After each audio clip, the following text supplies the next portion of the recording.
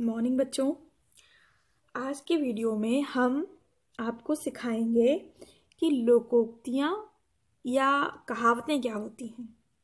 देखिए, last video में हमने मुहावरों को पढ़ा था। 17 मुहावरे पढ़े थे, आप ऊपर देख ही रहे हो।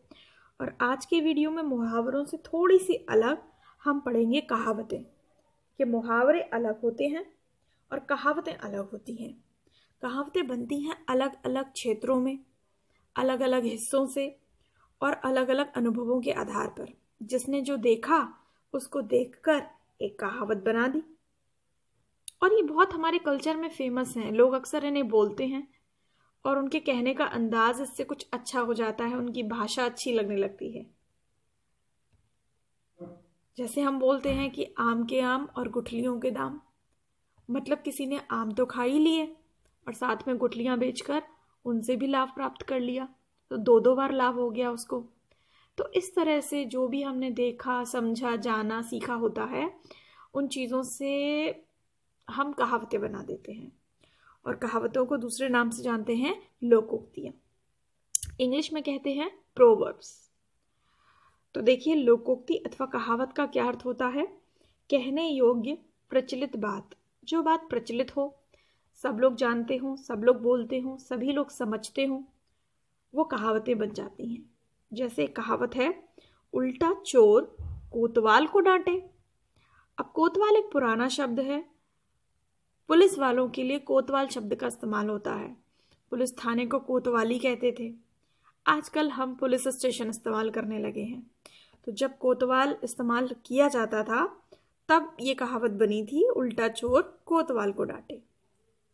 अब इसका मतलब क्या होता है?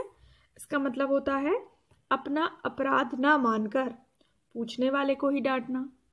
मतलब अपराध आपने किया है और कोई आपसे पूछ रहा है, आपसे सवाल कर रहा है, आपसे जवाब मांग रहा है, तो आप उसी आदमी को डांट रहे हो जो आपको सवाल पूछ रहा है। जबकि अपराध किसने किया है? अपराध आपने किया है। तो इस स्थिति में आप कौन सी कहावत का इस्तेमाल करेंगे? आप बोलेंगे, अरे ये तो वही बात हो गई कि उल्टा चोर कोतवाल को डांटे। अब देखते हैं इसका वाक्य प्रयोग। क्या है? एक तो गलती की, ऊपर से मुझे ही बुरा भला कह रहे हो। यह तो वही बात हुई कि उल्टा चोर कोतवाल को डांटे। तो जब आप हिंदी में कुछ अच्छा सा लिख रहे होते हैं, कहानियां लिख रहे होते हैं, तो बीच बीच में इस तरह की कहावतें कई बार इस्तेमाल होती हैं। तो अब आपको क्या करना है? आपको इन सारी कहावतों को याद करना है, लिखना है, इनका अर्थ लिखना है और इनके ऊपर एक वाक्य प्रयोग करना है, लेकिन अपने आप से। वो वाला वाक्य प्रयोग करना अलाउड नहीं है जो आपकी किताब में दिया हुआ है। ठीक है? तो कहावत क्या है? उल्टा चोर कोतवाल को डांटे। मतलब अपनी गलती ना मानकर दूसरे को डांटना, या जो आपसे पूछ रहा है उसको डांटना। तो एक बार कहावत की डेफिनेशन को पढ़ लीजिए। क्या होती है? लोगों में प्रचलित अनुभव द्वारा प्राप्त उक्ति लोकोक्ति या कहावत कहलाती है। लोगों में प्रचलित मतलब चलन में है लोगों के। अनुभव के द्वारा उन्होंने कोई भी उक्ति, कोई भी तरीका निकाला है, तो उसको हम क्या कहते हैं? लोकोक्ति या कहावत कहते हैं। लोगों में प्रचलित अनुभव द्वारा प्राप्त उक्ति लोकोक्ति या कहावत कहलाती है। ठीक है? अब नीचे हमारे पास में कुछ लोकोक्तियां हैं, उनके अर्थ हैं, उनके वाक्य प्रयोग हैं, वो हमें पढ़ने हैं। Some proverbs, their meanings and use in sentences. देखिए, पहली जो कहावत है वो क्या है? काला अक्षर भैंस बराबर। सुना होगा आपने। हम कई बार लोगों से बोलते हैं कि ये तो काला अक्षर भैंस बराबर है। मतलब इसके लिए जो काला अक्षर है वो भैंस बराबर है। जैसे काले अक्षर क्या है? ये है ना, ये काले अक्षर हैं। अगर आप इन्हें पढ़ पा रहे हैं तो इसका मतलब आप पढ़े लिखे हैं। और अगर आपके लिए ये तो भैंस का रंग है, आप इन्हें बिल्कुल नहीं पढ़ पा रहे हैं, आप कहेंगे ये क्या लिखा हुआ है भैंस के रंग के जैसा। तो उससे ये कहावत निकल पड़ी कि काला अक्षर भैंस बराबर, मतलब ऐसा व्यक्ति जो बिल्कुल पढ़ना न जानता हो, बिल्कुल अनपढ़ हो। जैसे वाक्य प्रयोग देखो, सोनम को पत्र लिखने का क्या फायदा, उसके लिए तो काला अक्षर भैंस बराबर है। मतलब आप एक ऐसे व्यक्ति को पत्र लिख रहे हैं जो पढ़ना लिखना नहीं जानता है, तो उसके लिए आप बोल सकते हैं कि उसको पत्र लिखने का क्या फायदा, उसके लिए तो काला अक्षर भैंस बराबर है। इस गांव में स्कूल खोलने की बहुत अधिक जरूरत है, क्योंकि इस गांव में सभी के लिए काला अक्षर भैंस बराबर है। ठीक। दूसरा आप मुहावरा देखिए, कहावत देखिए, एक पंथ दो काज। एक पंथ मतलब एक रास्ता, और दो काज मतलब दो काम। पंथ मतलब रास्ता नहीं, पथ मतलब रास्ता होता है। एक पंथ दो काज मतलब एक प्रयास और दो काम। ठीक। एक प्रयत्न से दो काम करना, एक प्रयत्न से दो काम करना मतलब आपने कोशिश तो एक ही काम के लिए की थी, लेकिन आपके दो काम हो गए। ठीक। तो उस कहावत को बोलते हैं कि एक पंथ दो काज। अब इसका वाक्य प्रयोग देखिए, मैं इलाहाबाद वकील से भी मिलाऊंगा और संगम में भी स्नान कराऊंगा। इलाहाबाद में संगम है ना, पता है ना आपको? कौन कौन सी नदियों का संगम है, कमेंट सेक्शन में लिख के बताना। ठीक है, कि इलाहाबाद में कौन कौन सी नदियों का संगम है। तो एक आदमी बोल रहा है कि मैं इलाहाबाद वकील से भी मिलाऊंगा और संगम में भी स्नान कराऊंगा। इस तरह से मेरे एक पंथ दो काज हो जाएंगे, है ना। एक और देखिए, तुमको आखिरी महीने की सैलरी भी मिल गई और अगले महीनों के लिए छुट्टियां भी मिल गई। तुम्हारे तो एक पंथ दो काज हो गए, है ना, कि जो महीना था आखिरी उसकी सैलरी भी मिल गई और अगले महीने की तुमको छुट्टियां भी मिल गई, तो एक पंथ दो काज हो गए। अगली कहावत देखिए, थोथा चना बाजे घना। थोथा चना बाजे घना। थोथा चना मतलब खाली चना जो होता है वो ज्यादा आवाज करता है। थोथा चना बाजे घना मतलब ओछा व्यक्ति। ओछा व्यक्ति मतलब ऐसा व्यक्ति जिसके अंदर संस्कार नहीं है, जो अच्छा नहीं माना जाता। छोटी सोच वाला व्यक्ति, ओछा व्यक्ति अधिक बढ़ चढ़कर बातें करता है। जो व्यक्ति होशियार होता है, समझदार होता है, वो शांत रहता है। और जो कम जानता है, जिसको डींगे मारने का शौक होता है, वो अगर ग्रुप में बैठा है तो वो बहुत बोलता है, बहुत बढ़ चढ़कर बातें करता है। तो ऐसे समय पर उसके लिए कौन सी कहावत इस्तेमाल की जाएगी? थोथा चना बाजे घना। सुरेश केवल 8वीं पास है और वह थोथा चना बाजे घना की कहावत को सिद्ध करता हुआ अपने सामने किसी को बोलने ही नहीं देता है। देखो, केवल 8वीं पास है लेकिन अपने आप को इतना होशियार समझता है कि वो अपने सामने किसी को बोलने ही नहीं देता है। तो उसके लिए कौन सी कहावत यहाँ पर निकल कर आती है? थोथा चना बाजे घना। चौथा देखो, एक तो करेला दूसरा नीम चढ़ा। क्या मतलब है कि एक तो करेला है, करेला कड़वा होता है, ऊपर से उसने नीम और चढ़ा ली है तो और कड़वा हो गया। क्या मतलब है कि बुरे व्यक्ति में बुरी संगति से और अधिक बुराई आ जाती है।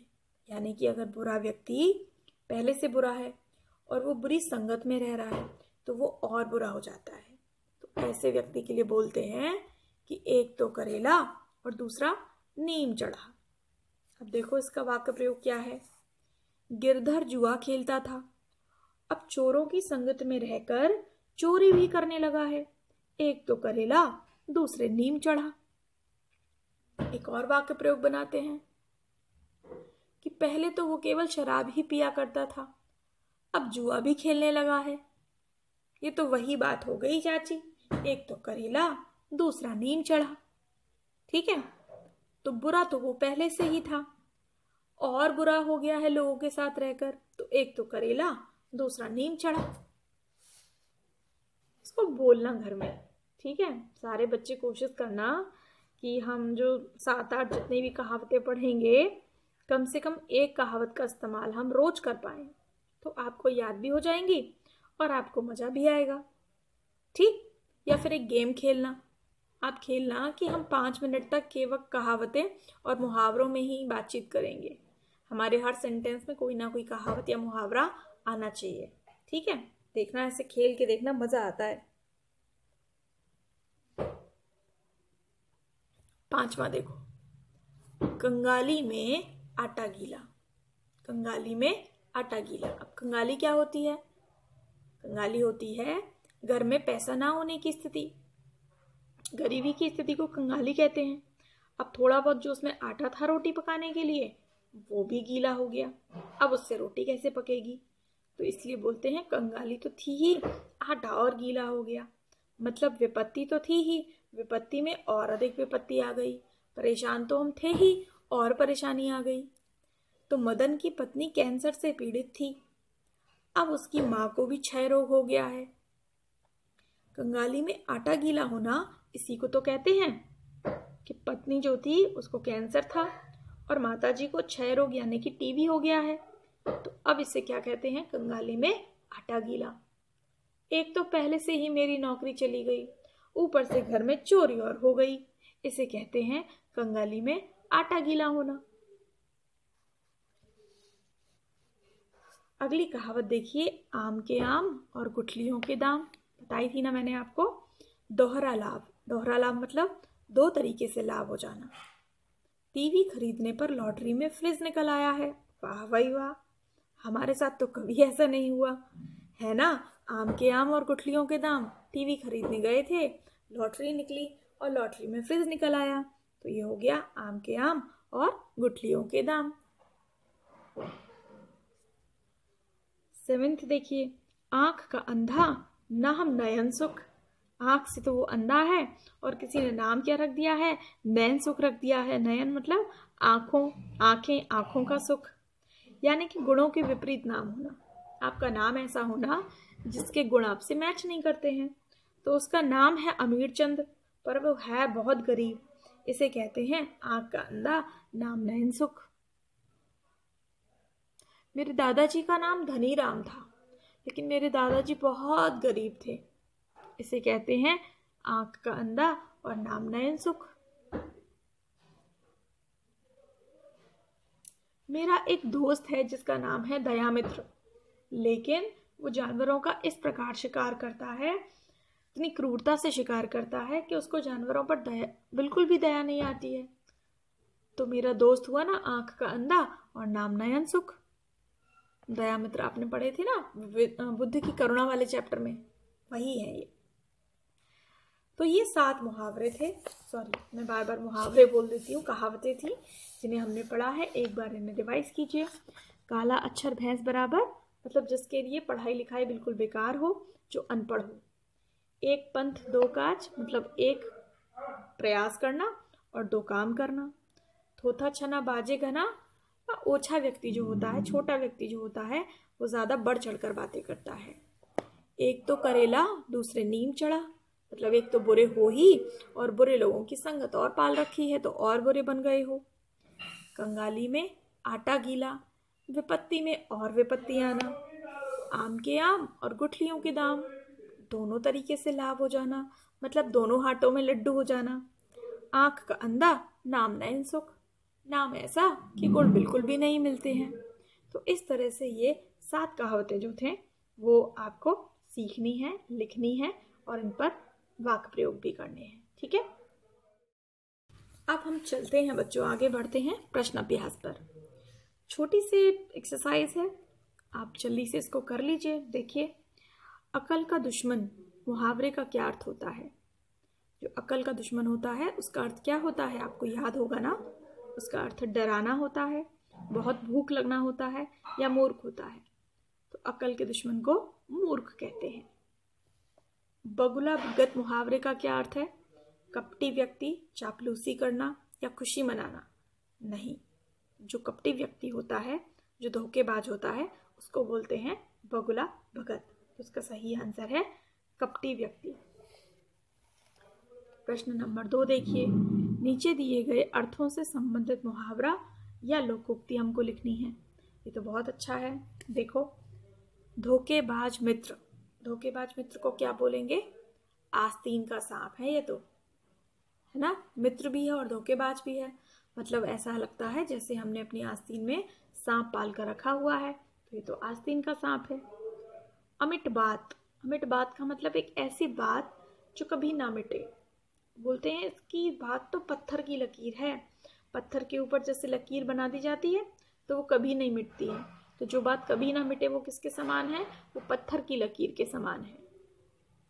काम बिगाड़ना, काम बिगाड़ने का मुहावरा क्या होगा? काम तमाम कर देना। तुम्हारी हिम्मत कैसे हुई मेरा काम तमाम करने की? आज तो मैंने उसका काम ही तमाम कर दिया, मतलब काम बिगाड़ना। कपटी व्यक्ति, अभी अभी हमने पढ़ा था, कपटी व्यक्ति को क्या बोलते हैं? बगुला भगत। धोखेबाज मित्र, आस्तीन का सांप, अमिट बात, पत्थर की लकीर, काम बिगाड़ना, काम तमाम करना, और कपटी व्यक्ति बगुला भगत। ठीक है। तीसरा देखिए, मुहावरों और लोकोक्तियों का अर्थ लिखकर अपने वाक्यों में प्रयोग कीजिए। तो वाक्य में प्रयोग तो आप कर ही चुके हैं, तो इस एक्सरसाइज को आप मत कीजिएगा, ठीक है, पर समझ लेते हैं। अक्ल का अंधा, अक्ल का अंधा कौन हुआ? मूर्ख, मूर्ख है ना, जिस डाल पर बैठा था उसी डाल को काट रहा था। कितना अकल का अंधा था, मतलब कितना मूर्ख था। आंख दिखाना, जब मैंने नाश्ते की प्लेट की तरफ देखा तो मेरी मम्मी ने मुझे आंख दिखा दी, मतलब नाराज हो गई मुझसे, मुझसे मना किया कि नहीं, नाश्ते की प्लेट को मत टच करो, मत देखो। कान खड़े होना, दो लोगों की खुसफुसाहट सुनकर मेरे कान खड़े हो गए, क्योंकि वो शहर पर हमला करने की बात कर रहे थे। तो कान खड़े होने का मतलब सतर्क हो जाना। खेत रहना, खेत रहने का मतलब मैंने आपको बताया था, युद्ध में मारा जाना। तो हम बोल सकते हैं कि पानीपत की तीसरी लड़ाई में मराठों की सेना खेत रही। इस टुकड़ी के अनेक जवान खेत रहे, मतलब मारे गए या वीर गति को प्राप्त हुए। तो अकल का अंधा मूर्ख, आंख दिखाना नाराज होना, कान खड़े करना सतर्क हो जाना, और खेत रहना मारा जाना। ठीक है, तो ये कुछ आपके प्रश्न अभ्यास थे। चैप्टर यहाँ पर खत्म हो जाता है। अब आप इस चैप्टर को अच्छे से पढ़िए, समझिए, इन पर वाक्य प्रयोग कीजिए, और मन करे तो कहानियाँ बनाइए, घर में बोलने की प्रैक्टिस कीजिए, और कोशिश कीजिए कि आप 4 सेंटेंस बोलें तो उसमें एक कहावत या मुहावरा ज़रूर इस्तेमाल करें। ठीक है, अब हम आपसे विदा लेते हैं। अगले वीडियो में अगले चैप्टर के साथ हम फिर मिलेंगे। Bye bye.